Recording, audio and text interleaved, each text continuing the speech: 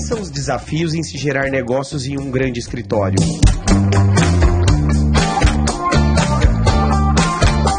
Independente do tamanho da banca, gerar negócios é fundamental para a sustentação de um negócio jurídico. Se por um lado um grande escritório pode contar com uma marca conhecida para conquistar novos clientes, por outro, essa operação de novos negócios tende a ser mais complexa. É desafiador gerir uma quantidade de reuniões, de RFPs, propostas em aberto e ainda garantir uma padronização na forma de se vender. Eu sou Leandro Ramos e esse é o Juridicast, o seu podcast de marketing jurídico. Para falar aqui comigo sobre os desafios da área de Business Development em um grande escritório, eu recebo mais uma vez no Juridicast o Fábio Rivelli, que é sócio do Librock Camargo Advogados. Fábio, seja muito bem-vindo ao Juridicast. Muito obrigado mesmo. É um prazer estar aqui com você novamente. Um dos primeiros episódios eu participei também, né? Com certeza, Fábio. Lá no começo de 2020, você foi um dos primeiros convidados aqui. Muito bom, sucesso esse podcast. Com certeza. E fico feliz de você estar aqui de volta. Muito obrigado, é um grande prazer. Muito bom, Fábio. E pra gente entrando aqui no nosso episódio, me diz uma coisa, quais são os principais desafios na geração de negócios de um grande escritório de advocacia? Olha, Leandro, excelente pergunta, viu? Porque a gente primeiro, antes de entrar nessa resposta, que ela não é tão simples, existe hoje uma questão muito positiva que é a evolução da advocacia. Então nós temos aí diversos exemplos de evolução de serviços, né? Muitas ações aí que são tomadas, até você pode pegar aí o uso da tecnologia nos tribunais. Então é um mercado assim que está se transformando, a advocacia está se modernizando. Eu aqui como representante de um escritório que está no meu sangue, né? Eu estou aqui há quase 18 anos nesse escritório. Bastante tempo, né? E assim, continuo com a mesma força e vontade que eu tinha 18 anos atrás. Eu acho que eu tenho muito mais agora, na verdade. E é realmente um orgulho. E os desafios são enormes, né? Eu acho que é uma das poucas áreas que demoraram para se desenvolver no mercado foi a advocacia, né? Existe uma questão aí mais tradicionalista, vamos dizer assim, mas hoje o perfil empresarial, que é o nosso público, ele tem permitido algumas mudanças positivas. Inclusive eu, como presidente de uma comissão da OAB de Guarulhos, que é uma subseção notável, muito empreendedora, inovadora, também posso afirmar dessa maneira. Mas acho que o principal desafio que tem hoje está na própria cultura dos advogados. Os escritórios têm que pensar a sua atividade como uma atividade negocial. Existe um princípio básico da advocacia, sempre tem que ser respeitado, obviamente, toda a ética, né, existente na nossa profissão e os princípios aí básicos como defensores da Constituição, dos direitos humanos e tudo mais, mas a gente tem que pensar também no viés de negócio, né? E então, para isso, você precisa ter planejamento e pensando sempre no resultado que você vai levar para o seu cliente. Então, o desafio é grande, é um pouco diferente do mercado, não é mercantilista a coisa, é pensar numa solução de negócio para ajudar o meu cliente. O viés é diferente, então o desafio é você ter uma meta, você ter um planejamento, né? Você ter uma equipe de alta performance, multidisciplinariedade é uma coisa que veio também muito favorável agora. É necessário, é fundamental a imagem do advogado e você ter aí um bom relacionamento com o seu cliente, um relacionamento de longo prazo, eventualmente o escritório pensar numa plataforma tecnológica sólida, com bom relacionamento com os clientes, uma manutenção sólida a longo prazo. Pensar em ser um escritório full service, eu acho que no mercado jurídico, corporativo é interessante para o médio, para o grande porte, né? Até para um boutique, né? Você pensar num nicho, num segmento. Então são questões ainda que precisam ser pensadas, são os desafios. O mercado, ele é, de certa forma, e dependendo do nicho e do setor, ele navega no mar vermelho. Então cabe o desafio ser assim, pensar nesse planejamento, que negócio, que setor, que serviço que pode ser oferecido, na minha especialidade, o que eu posso aprimorar. Então, assim, são coisas que elas são interligadas, né? Essa evolução, porque a concorrência sempre vai existir, bons escritórios sempre vão existir, bons advogados, todo mundo está procurando se aprimorar, aprender, né? E desenvolver cada dia mais melhores serviços. Eu acho que isso é uma coisa muito interessante, né? Então, o grande desafio, assim, na geração de negócios é buscar um serviço de excelência que atenda ao seu cliente na necessidade dele. É o que se busca. Esse é o grande desafio. Perfeito. E Fábio, como manter o padrão de prospecção e geração de negócios em um escritório com vários sócios, em que cada um vende de uma forma diferente, normalmente, né? Olha, isso daí vai muito da habilidade, né, de cada um. Aí é uma questão que não é técnica do direito propriamente dito. Obviamente que isso tem que ser o básico, né? A excelência na técnica, mas existe aí uma amarração de relacionamento, de network, de amizade, de confiança. Como um grande sócio que nós temos uma vez me disse, falou, a construção da imagem do advogado é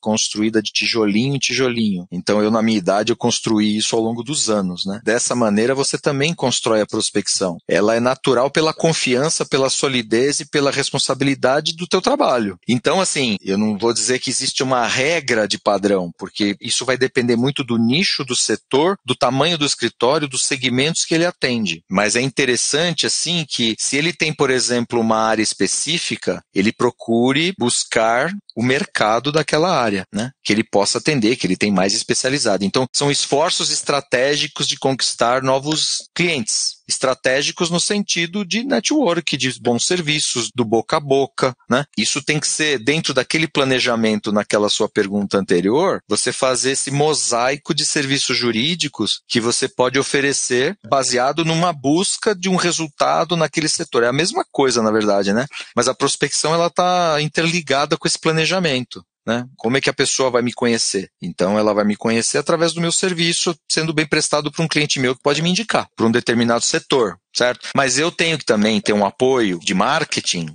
jurídico dentro dos limites éticos, de fazer um trabalho dentro da imagem do advogado, os artigos que você publica para as pessoas conhecerem o seu conhecimento técnico, terem ciência do que você faz, né? Isso é uma pontinha do negócio. A coisa, ela é complexa, mas o que se percebe aí, dá para se perceber até agora, é que existe técnica. E não é assim, eu acho, é matemático. Então é o esforço, é o trabalho, é o planejamento, é pensar nas soluções exatas que você pode oferecer. Então não tem aquela coisa assim, eu vou navegar para esse lado aqui porque o vento está soprando. Não, eu vou para lá porque eu sei onde eu quero chegar. E eu acho que é um planejamento semelhante ao que se faz um planejamento de uma empresa realmente, né?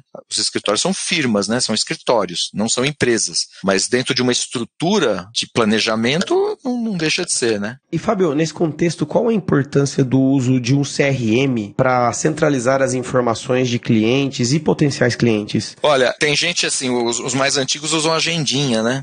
No papel. Só que chega uma hora que você tem tanto contato e você tem tantas reuniões que você não pode se perder. Você precisa ter o timing do que foi conversado, do que foi falado, as necessidades. E isso é um trabalho estruturado, vamos dizer assim. O CRM, para quem não conhece, é um sistema de gestão de relacionamento com clientes, né? Você sabe mais do que eu sobre isso. Perfeito. Tem vários no mercado aí, mas é uma ferramenta importantíssima, não só para escritório, mas para qualquer empresa, eu acho, né? Que queira vender um serviço, você necessita de um CRM. E ele monitora, agiliza o atendimento, você consegue visualizar qual é o cliente que você pode oferecer mais serviços, você tem uma linha do tempo onde você pode realizar um follow-up, né? Determinada empresa manda uma proposta, essa proposta, será que ela foi visualizada? Será que o cliente precisa ter uma explicação melhor, um esclarecimento? A estratégia está ok? Assim, vamos conversar, né? É um trabalho de relacionamento mesmo. A ferramenta, ela é fundamental porque ela customiza essa agenda e ela faz você ter o histórico de tudo que você falar. Eu acho impossível você lembrar de tudo, né? E então, assim, no meu caso, eu acho importantíssimo saber o que foi falado para poder dar sequência e você poder ajudar e melhorar e ser mais assertivo. É importantíssimo, é fundamental. Seja um escritório até o pequeno, viu? Até o pequeno precisa. Tem serviços muito em conta no mercado. Assinaturas mensais aí de R$20. Sim. O importante é começar, né? E Fábio, nesse sentido, como garantir o uso desse CRM por parte de toda a equipe, dos advogados? Porque, como você bem mencionou, ainda tem gente que anota no papel ou ainda numa planilha de Excel e aí não fica acessível a todos do escritório, né? Aí vai da estratégia de cada escritório, se ela tem sócios voltados para negócios, né? Ou colaboradores que não são voltados para negócio, mas independente disso, quem é voltado para negócio, para gerar negócio, certamente ele tem que ter um CRM compatível com até o dispositivo móvel, mas é você ter isso fácil para você, na nuvem, acessar, registrar, garantir que essa informação seja inserida de forma segura, né, obviamente, e obviamente tudo que a gente está falando é extremamente adequado à proteção de dados, isso é a preocupação básica, né, isso é uma coisa muito importante, inclusive eu estou falando isso porque é o contexto, né, ao contratar uma agência, por exemplo, você tem que pesquisar que agência que você está contratando, que sistema que vai usar, porque tem muito aventureiro no mercado, então é uma preocupação também hoje em dia, isso é uma especialidade nossa também, né, a preocupação do Privacy by Design, né, que é um dos itens lá da proteção de dados, você faz o seu sistema com privacidade desde a concepção, esses sistemas de mercado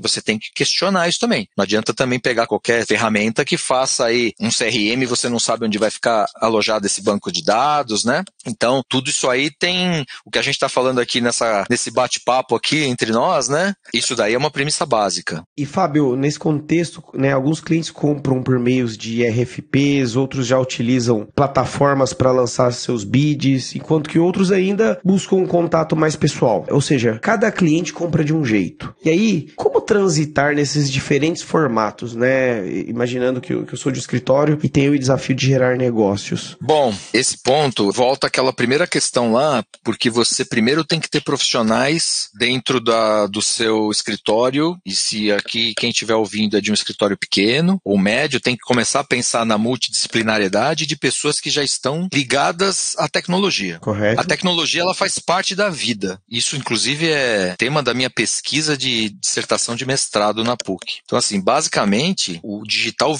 faz parte da gente. Hoje é difícil você não ter a tecnologia atrelada à sua rotina desde a hora que você acorda até a hora que você vai dormir. Inclusive, dormindo, ela está presente. Assim, nessa questão de concorrência, de bid, os sistemas, eles existem, tem vários, você tem que se cadastrar, eles têm exigências técnicas, todas via sistema, as plataformas são via sistema, e você tem que estar preparado para isso. Né? Até, eu estou falando aqui do básico, que é a utilização, mas até o mais complexo, com RFPs, por exemplo, extremamente trabalhosas. Então a gente precisa ter um conteúdo, contar com um conteúdo preciso, uma equipe preparada para prestar o tipo de informação de interesse daquele cliente naquela RFP, que hoje vai muito além da experiência jurídica. Sim. Né? A gente sabe disso. Então, tem muita coisa. Dá para falar aqui muito tempo sobre isso, mas já passou a época que o básico é falar inglês, o básico é você saber mexer no Excel, certo? Já é assim faz tempo. Isso aí já passou. Isso já não é mais diferencial. Isso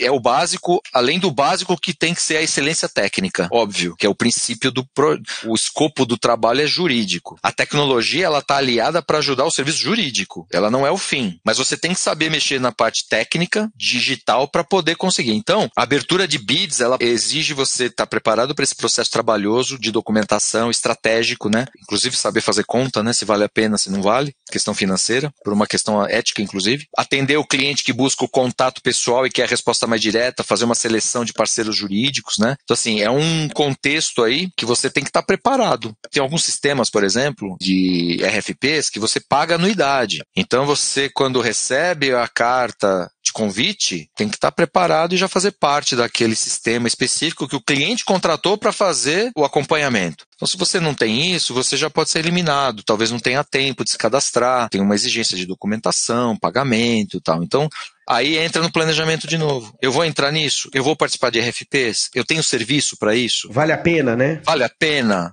Não podemos ser aventureiros, né? Tem que ter a responsabilidade, obviamente, técnica, mas, assim, tem a responsabilidade da estrutura, né? Então, assim, vai muito além, né? O planejamento todo envolve isso daqui também. E, Fábio, evoluindo aqui a nossa conversa, né? Em um processo de business development, como o escritório ficar menos dependente daqueles sócios chamados de rainmakers, né? Ou seja, aquele sócio que faz acontecer, que tem facilidade de gerar negócios?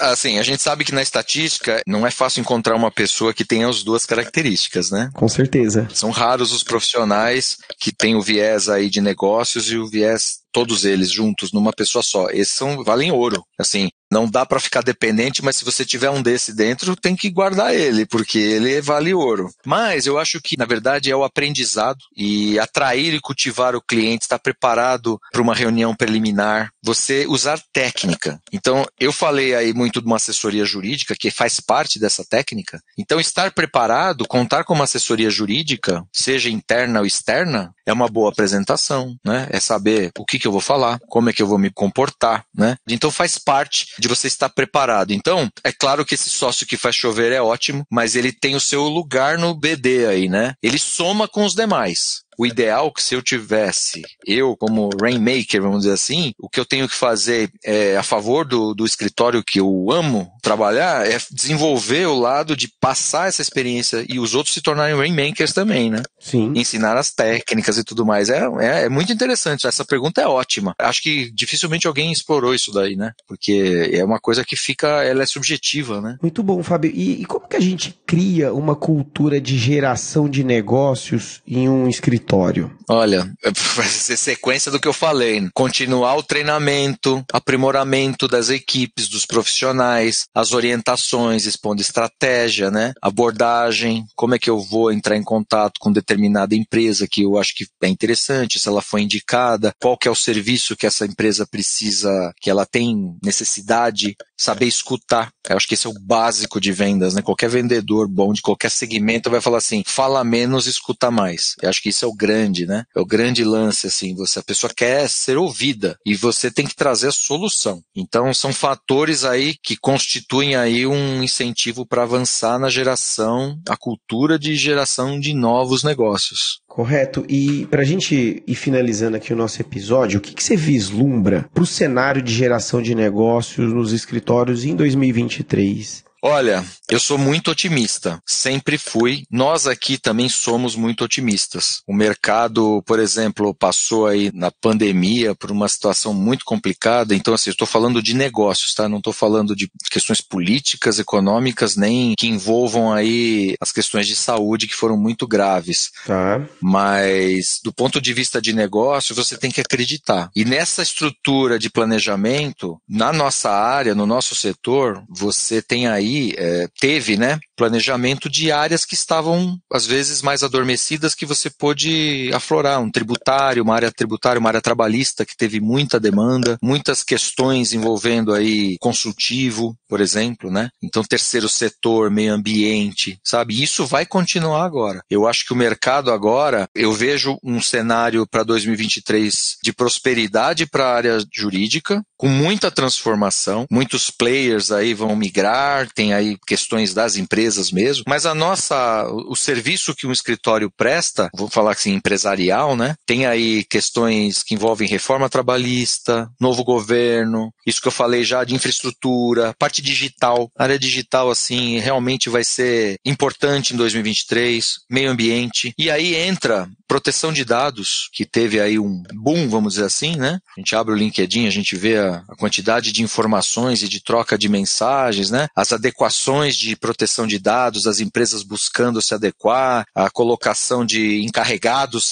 dentro das empresas, o famoso DPO, né? Isso abriu, inclusive, um novo mercado, novos empregos, um emprego qualificado, né? E agora acho que entra um cenário diferente, porque eu acho que a Agência Nacional de Proteção de Dados, ela agora está se estruturando, recentemente ela já faseou os próximos passos e ela vai ser acertadamente cada vez menos tolerante, eu acho que ela está certa, ela vai buscar olhar mais os incidentes que estão acontecendo, né? Tem a questão da cibersegurança também envolvida, isso está cada vez mais aflorado, né? A agência já publicou a agenda regulatória para o biênio 2023-2024 e está previsto aí um regulamento de dosimetria e aplicações de sanções administrativas. Olha só, é uma mudança. E eu acho que o ESG também é uma coisa que veio. O ESG, para quem não sabe, né? Essa junção dessas 3 letras aí que formam Environmental, Social and Governance, que envolvem muita coisa. Aqui dá para extrair acho que umas 30 especialidades só na área jurídica, porque aqui você envolve tudo, na verdade, né? É uma construção que vai crescer muito, em linha com a Agenda 2030 da ONU, a sustentabilidade, que tem as ODS, né? Então aí tem 2 lados. É uma oportunidade para o mercado jurídico, importante. Quem tem uma área especializada ambiental, por exemplo, isso vai aflorar. É uma prática de crescimento dos escritórios.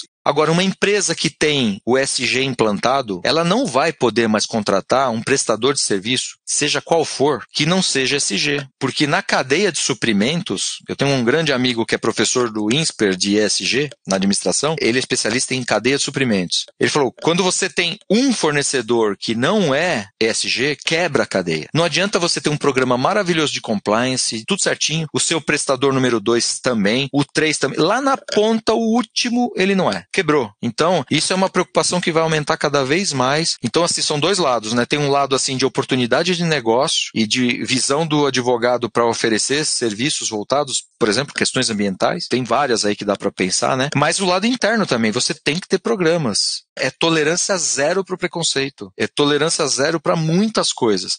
Só que tem um ponto. O ESG, ele traz também que essa tolerância zero tem que ser verdadeira. Ela não pode ser falsa. A pessoa não pode ser tolerância zero dentro da empresa e fora dela não ser. Aí constrói a imagem, é aquilo que a gente estava falando. O perfil pessoal do advogado corporativo, eu acho que em qualquer setor, na verdade, ele não pode ser muito dissociado do que ele é na vida pessoal. A coisa tem que ser verdadeira. Então, acho que é uma grande oportunidade para 2023. O ESG vem provocando obrigações ambientais, sociais, de governança, né, que consolidam como demandas fundamentais na cultura das empresas e nos currículos dos profissionais. Em 2023, as empresas listadas na B3, para ter uma ideia, terão a obrigação de informar riscos ambientais, sociais e de governança. E aí? Com base no exercício social do ano. Peraí, né? Mexeu. Olha só. É assim, é uma instrução normativa da Comissão de Valores Mobiliários, da CVM, para fazer um inventário de emissão de gás de efeito estufa, por exemplo, o GE. Então, esses dados vão ajudar, assim, os investidores a decidirem sobre quais empresas, quais são as mais comprometidas com o futuro da sustentabilidade do planeta, né? E se eles vão investir ou não. Olha só, isso é no mundo dos negócios. Peraí, eu sou um escritório, independente do tamanho. Acabou. Ou eu entro nesse jogo e que, assim, e tem que ser verdadeiro, porque a gente está falando do meio ambiente, né? A nossa sobrevivência. Sobrevivência dos nossos filhos, vamos dizer assim, né? Isso é óbvio, né? Quando a gente fala, por exemplo, hoje numa campanha de etarismo, não é para você ter cotas para pessoas acima de 50 anos, não é isso. Na verdade, é pensar no seu filho. Hoje, uma expectativa média de vida, o que é? Eu não sei no IBGE quanto é que tá, mas deve estar na faixa de 70 e poucos anos. Daqui 20 anos, os nossos filhos, 30 anos, a expectativa vai ser 100 e pouco. Ou 90, 100 anos. E aí? Como vai ser a vida empresarial, né? Então, assim, são preocupações que a sociedade tem que ter e isso traz um benefício para todos. E, então, isso é muito importante. E a última coisa para terminar, que eu acho que eu estourei meu tempo, eu acho, é que a gente se empolga, né?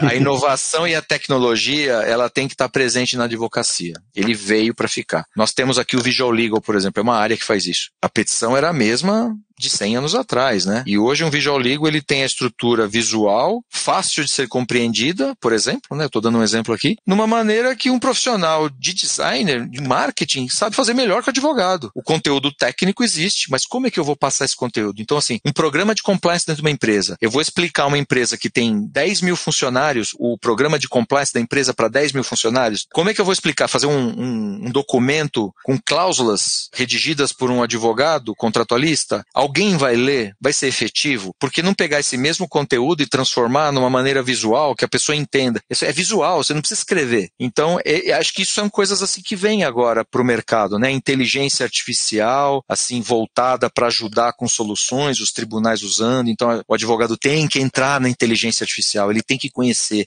ele tem que saber utilizar as ferramentas, porque elas ajudam. O nosso fim, o nosso trabalho final é o jurídico, mas eu preciso ter a ferramenta para me ajudar, otimizar meu trabalho, reduzir custo, né? Então, o futuro do advogado frente à inteligência, segundo a ABA, né, a Ordem dos Advogados Americana, 4 funções que a inteligência artificial não vai poder oferecer no lugar do advogado, que é o julgamento, empatia, criatividade e adaptabilidade. Mas as outras coisas que ela traz, ela vai poder te ajudar no seu trabalho exercendo essas habilidades. A singularidade, isso agora é tema para aula, né? Singularidade, aquela inteligência que pensa sozinha, isso aí não existe. É folclore. Mas ter essa habilidade para ajudar, fazer o teu negócio melhorar, acho que assim, se eu tivesse que passar assim um recado para quem está escutando, o que eu espero 2023, se eu não tenho isso, eu vou buscar, eu vou procurar entender, eu vou entrar nesse segmento. Ele ajuda, ele não está aqui para... Tem todas as outras questões aí, mas aí isso daqui é mais, como a gente está falando de negócio, né? Eu acho que basicamente é isso. Muito bom, Fábio. Obrigado aqui pela sua participação aqui no Juridicast. Foi um prazer recebê-lo novamente. Foi um grande prazer, muito obrigado. Boas festas, né? Sim.